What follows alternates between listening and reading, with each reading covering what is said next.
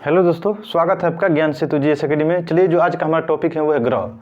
दोस्तों, हम लोग पिछले पार्ट 1 में पढ़ चुके थे कि सौरमंडल क्या है, सौरमंडल में ऊर्जा कहाँ से आती है, सौरमंडल का मुखिया कौन होता है, किस प्रक्रिया द्वारा उत्पन्न होती है ऊर्जा। तो हम लोग कल देख चुके थे। आज है हमारा टॉपिक प्लानेट यानी ग्रह।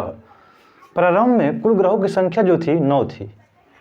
कितनी थी? 9 थी। इसके बाद है कि अंतर्राष्ट्रीय खगोल शास्त्रीय संघ यानी इंटरनेशनल एस्ट्रोनॉमिकल यूनियन, तो अंतर्राष्ट्रीय खगोलीय शास्त्र संघ का जो सम्मेलन कराया गया था 2006 में कराया गया था। कहाँ पे?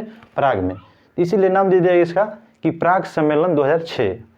प्राग सम्मेलन 2006 में निर्णय लिया गया कि जो यम है यानी प्लूटो जो ग्रह है उसे बौना श्रेणी में रखा जाएगा। तो ध्यान रखना है कि प्राग सम्मेलन 2006 में ये निर्णय लिया गया कि जो यम यानी प्लूटो ग्रह है उसे बौना श्रेणी के ग्रह में रखा जाएगा। तो यहाँ पे ले गया और इसे फाइनली रूप से यानी यम प्लूटो को 2008 ईस्वी में बौने ग्रह की सूची में रख दिया गया। तो ध्यान रखना है, निर्णय कब के लिए लिया गया था? तो 2006 ईस्वी में लिया गया था और फाइनली रूप से यम ग्रह को 2008 में बौने ग्रह की सूची में रख दिया गया। यानी यम यानी प्लूटो को 2008 ईस्वी में बौने ग्रह की सूची में रख दिया गया। और यम ग्रह की जो खोज किए थे क्लॉड टामो, कौन थे? उनका नाम था। यम ग्रह की खोज किसके द्वारा किया गया था?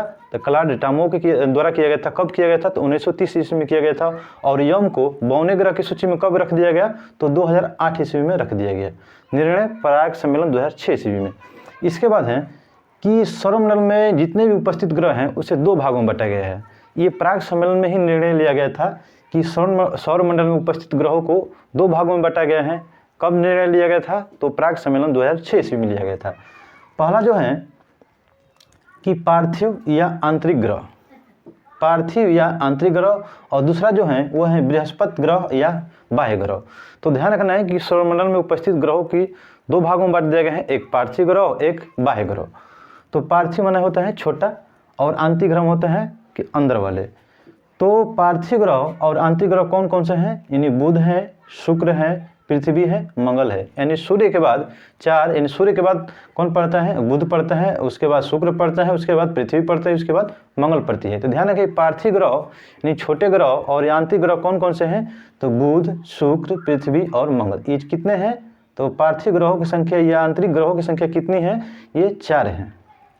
यानी सूर्य और क्षुद्र ग्रहों के बीच ये आंतरिक ग्रह पार्थिव ग्रह पड़ता है। इसके बाद है बृहस्पति ग्रह, यह बाह्य ग्रह। यानी बाह्य ग्रहों की संख्या कुल कितनी है?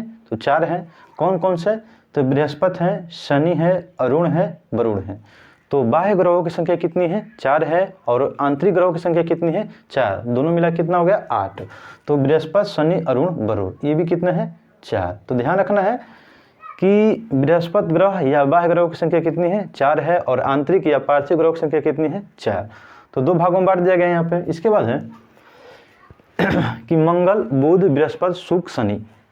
मंगल, बुध, बृहस्पति, शुक्र, शनि ये 5 ऐसे ग्रह हैं जिसे नंगी आंखों से देखा जा सकता है। तो ध्यान रखना है कि मंगल है, बुध है, बृहस्पति है, शुक्र है, शनि है। ये 5 ऐसे ग्रह हैं जिसको नंगी आंखों से देखा जा सकता है। तो सौरमंडल में उपस्थित ग्रहों के क्रम में तो मंगल, बुध, बृहस्पति, शुक्र, शनि ऐसे 5 ग्रह हैं जिसे नंगी आंखों से देखा जा सकता है। इसके बाद है कि सूर्य से दूरी के अनुसार ग्रहों की क्रम क्या है। यानी सूर्य से दूरी के अनुसार ग्रहों के क्रम के बारे में आज हम जानेंगे। तो सूर्य से दूरी यानी सूर्य के सबसे नज़दीक का ग्रह कौन सा है? तो सूर्य के सबसे नज़दीक में जो ग्रह है वो है पहला बुध। बुध के बाद है शुक्र, उसके बाद है पृथ्वी, चौथे नंबर पर है मंगल और 5वें नंबर पर है बृहस्पति। ये है 6ठे नंबर पर शनि और 7वें नंबर पर अरुण और 8वें नंबर पर वरुण। यानी कहने का मतलब है ये देख रहे हैं कि बुध, शुक्र, पृथ्वी, मंगल ये जो देख रहे हैं ये 4 पार्थिव ग्रह हैं। और ये देख रहे हैं बृहस्पति, शनि, अरुण, वरुण जो है ये देख रहे हैं यानी बाह्य ग्रह यानी बृहस्पति ग्रह है। तो ध्यान रखना है कि सूर्य से दूरी के अनुसार ग्रहों की क्रम याद करके रखना है आपको। तो पहले कौन पड़ता है? बुध पड़ता है, उसके बाद शुक्र पड़ता है, उसके बाद पृथ्वी पड़ता है, चौथे नंबर पर मंगल पड़ता है। इसके बाद है बृहस्पति, शनि, अरुण, वरुण। तो ध्यान रखना है कि सूर्य के सबसे नज़दीक में कौन सा ग्रह है? वो है बुध। सबसे नज़दीक में कौन सा है? तो वो है बुध है। और सूर्य से सर्वाधिक दूरी पर कौन सा स्थित ग्रह है? वो है वरुण। तो ध्यान है सबसे नज़दीक में बुध है और सबसे अधिक दूरी पर कौन सा है? वरुण है। इसके बाद है कि सबसे बड़ा ग्रह कौन सा है? ठीक है, यानी कहने का मतलब है कि सौरमंडल में कौन कौन से ऐसे ग्रह हैं जो मतलब बड़े हैं।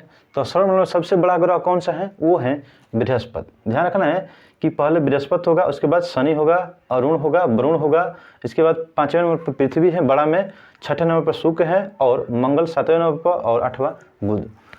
तो ध्यान रखना है कि जो देख रहे हैं यहाँ पे कि बाह्य ग्रह, यानी इसे बोलते हैं ये कि बृहस्पति ग्रह या बाह्य ग्रह, ये जो बड़े होते हैं। तो बृहस्पति ग्रह सबसे बड़ा है, उसके बाद है शनि, अरुण, वरुण, ये 4 देख रहे हैं जो ये बड़े ग्रह हैं। और ये जो देख रहे हैं पृथ्वी, शुक्र, मंगल, बुध, ये छोटे हैं। तो पूछेगा कि सबसे बड़ा ग्रह कौन सा है, तो बृहस्पति है। और सबसे छोटा ग्रह कौन सा है, तो वह है बुध। ये सबसे छोटा ग्रह है बुध और सबसे बड़ा ग्रह कौन सा है, बृहस्पति। तो ध्यान रखना है कि सबसे बड़ा ग्रह कौन सा है, तो बाह्य ग्रह पहले रखेंगे 4, बृहस्पति, शनि, अरुण, वरुण। उसके बाद है 5वें नंबर पर ध्यान रखना है कि आकार में पूछे कि आकार में पृथ्वी का कौन सा क्रम है, तो 5वां है। तो ध्यान रखना है कि 5वें नंबर पर कौन सा है, पृथ्वी है, उसके बाद शुक्र है। चूँकि याद रखना है शुक्र क्यों, क्योंकि पृथ्वी का भगनी या बहन किसे कहा जाता है, शुक्र को कहा जाता है। तो पृथ्वी के बाद कौन सा हो जाएगा, शुक्र हो जाएगा, उसके बाद मंगल हो जाएगा और सबसे छोटा ग्रह कौन सा है, बुध है।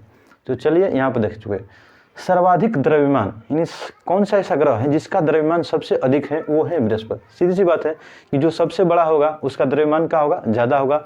जो सबसे छोटा होगा उसका द्रव्यमान क्या होगा, कम होगा। तो सर्वाधिक द्रव्यमान वाला कौन सा ग्रह है, वो है बृहस्पति। जो बड़ा है उसका द्रव्यमान ज़्यादा होगा, जो छोटा है उसका द्रव्यमान कम होगा।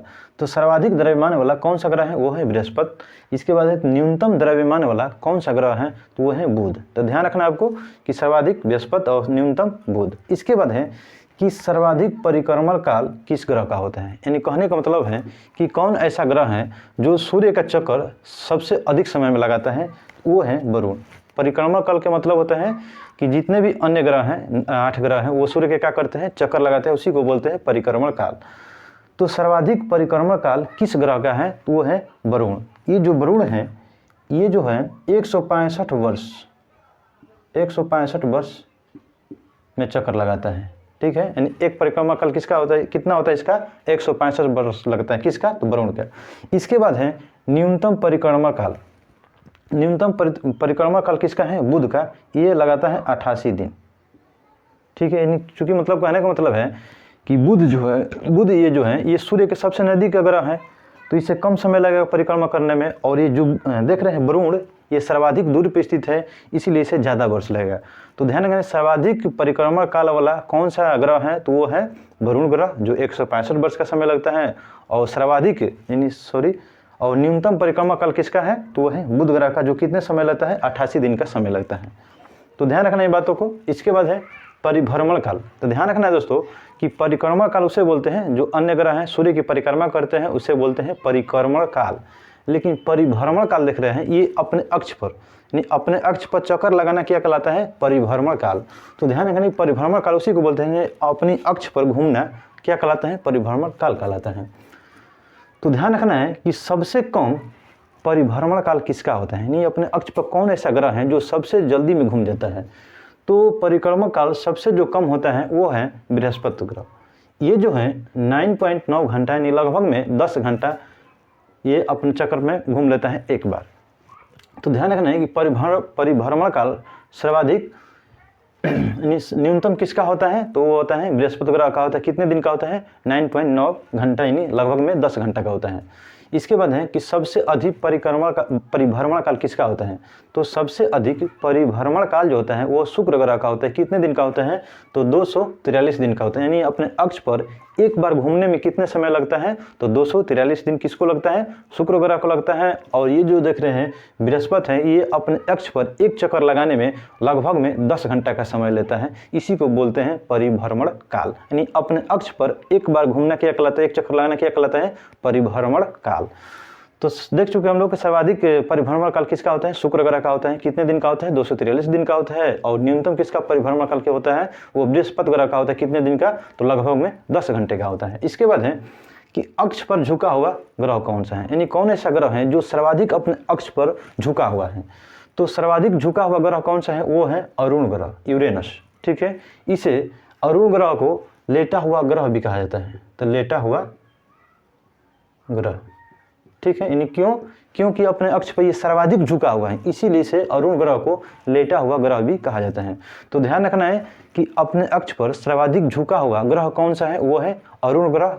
इसे किस नाम से जानते हैं, इसे लेटा हुआ ग्रह भी कहा जाता है। इसके बाद है कि सबसे कम, यानी कौन ऐसा ग्रह है जो अपने अक्ष पर सबसे कम झुका हुआ है, वो है बुध ग्रह। ठीक है, ध्यान रखना है कि सबसे कम झुका हुआ कौन सा ग्रह है, वो है बुध ग्रह। इसके बाद है शुक्र और अरुण। देख रहे हैं कि शुक्र और ये अरुण देख रहे हैं, ये ऐसे दो ग्रह हैं जो इसकी जो दिशा होती है घूमने की, ये पूरब से पश्चिम की होती है। ध्यान रखना है कि शुक्र और अरुण दो ऐसे ग्रह हैं जिसकी दिशा जो होती है घूमने की, वो पूरब से पश्चिम की ओर होती है। यानी दो जो ऐसे ग्रह हैं, ये कैसे घूमते हैं, तो पूरब से पश्चिम की ओर घूमते हैं। लेकिन जितने भी अन्य ग्रह हैं, 6 ग्रह हैं, वो किस तरह से घूमते हैं, तो वो घूमते हैं पश्चिम से पूरब की ओर। ध्यान रखना है कि शुक्र और अरुण दो ऐसे ग्रह हैं जो पूरब से पश्चिम की ओर घूमते हैं, यानी क्लॉकवाइज घूमते हैं। और ये जो देख रहे हैं अन्य ग्रह देख रहे हैं, ये जो इनकी जो दिशा होती है घूमने की, ये पश्चिम से पूरब की ओर घूमते हैं, यानी एंटी क्लॉकवाइज। तो ध्यान रखना है कि दिशा में कौन घूमते हैं, तो शुक्र और अरुण ये पूरब से पश्चिम की ओर घूमते हैं, और अन्य ग्रह जितने भी हैं वो पश्चिम से पूरब की ओर घूमते हैं, यानी एंटी क्लॉकवाइज। क्लॉकवाइज कौन घूमते हैं, तो शुक्र और अरुण, और एंटी क्लॉक कौन घूमते हैं, तो 6 अन्य ग्रह है। तो चलिए दोस्तों एक बार हम जल्दी से रिपीट कर लेते हैं। शुरुआती में कुल 9 संख्या थी, इसके बाद प्राक सम्मेलन 2006 हुआ, उसमें से 2008 में 52 ग्रह की सूची में रख दिया गया। किसको, प्लूटो को रख दिया गया। सौरमंडल में उपस्थित ग्रहों की संख्या को 2 भागों में बांट दिया गया, एक पार्थिव ग्रह है, ये दूसरा जो बृहस्पति ग्रह। इसमें बुध जो होता है, बुध पहला होता है, शुक्र, पृथ्वी, मंगल। यानी पार्थिव ग्रहों की संख्या कितनी है, 4 है, बुध, शुक्र, पृथ्वी, मंगल। इसके बाद है बृहस्पति ग्रहों में बृहस्पति, शनि, अरुण, वरुण, ये 4 ग्रह हैं। इसके बाद है कि मंगल, बुध, नाम याद रखना है, जैसे मतलब ट्री के अनुसार कि मंगल, बुध, बृहस्पति, शुक्र, शनि, ये ऐसे 5 ग्रह हैं जिसे हम अपनी नंगी आंखों से देख सकते हैं। तो नाम में है मंगल, ऐसे याद रखेंगे कि मंगल, बुध, बृहस्पति, शुक्र, शनि। तो मंगल, बुध, बृहस्पति, शुक्र, शनि, ऐसे 5 जो है ग्रह हैं जिसे नंगी आंखों से देख सकते हैं। इसके बाद है कि सूर्य से दूरी के अनुसार इन ग्रहों का क्रम क्या है, तो सर्वाधिक नज़दीक में कौन सा है, वो बुध है, उसके बाद शुक्र है, तीसरे नंबर पर पृथ्वी है, चौथे नंबर पर मंगल है, बृहस्पति, शनि, अरुण, वरुण। यानी सर्वाधिक नज़दीक में बुध, और सर्वाधिक दूरी पर कौन सा है, वरुण ग्रह है। इसके बाद है सबसे बड़ा ग्रह कौन सा है, तो सबसे बड़ा ग्रह है बृहस्पति है। उसके बाद कौन सा है सबसे छोटा, वो है बुध। इसके बाद है कि सर्वाधिक द्रव्यमान वाला ग्रह कौन सा है, जो बड़ा होगा उसका क्या होगा, द्रव्यमान ज़्यादा होगा। तो सर्वाधिक द्रव्यमान किसका है, बृहस्पति ग्रह का है। सबसे न्यूनतम किसका है, तो बुध ग्रह का है। सर्वाधिक परिक्रमा काल किसका होता है, तो ध्यान रखना है दोस्तों कि सर्वाधिक दूरी पर कौन स्थित है, वरुण ग्रह है, तो उसका परिक्रमा काल कितना होता है, 165 वर्ष का होता है। और सबसे न्यूनतम परिक्रमा काल कौन किसका होता है, तो बुध ग्रह, यानी 88 दिन का समय होता है। इसके बाद है परिभ्रमण काल, यानी अपने अक्ष पर एक बार चक्कर करने में जो समय लगता है उसको बोलते हैं परिभ्रमण काल। तो सबसे कम समय में कौन सा लेता है परिभ्रमण काल होता है, तो वो होता है बृहस्पति ग्रह का होता है 9.9, यानी लगभग में 10 घंटा होते हैं। और सबसे अधिक किसका परिभ्रमण काल होता है, वो शुक्र ग्रह का होता है, 243 दिन का होता है। इसके बाद है अपने अक्ष पर सर्वाधिक झुका हुआ ग्रह कौन सा है, तो वो है अरुण ग्रह, और अरुण ग्रह को लेटा हुआ ग्रह भी कहा जाता है इसी कारण। इसके बाद है कि सबसे कम झुका हुआ कौन सा ग्रह है, वो है बुध ग्रह। ठीक है, इसके बाद है शुक्र और ये जो अरुण ग्रह देख रहे हैं, ये ऐसे 2 ग्रह हैं जो इसकी दिशा जो होती है घूमने की, ये पूरब से पश्चिम की होती है। लेकिन जितने भी अन्य ग्रह हैं इसकी जो दिशा होती है घूमने की, ये पश्चिम से पूरब की ओर घूमते हैं। तो चलिए दोस्तों, हमें उम्मीद होगी कि ये वीडियो आपको काफ़ी अच्छी लगी। ठीक है, थैंक्स फॉर वॉचिंग।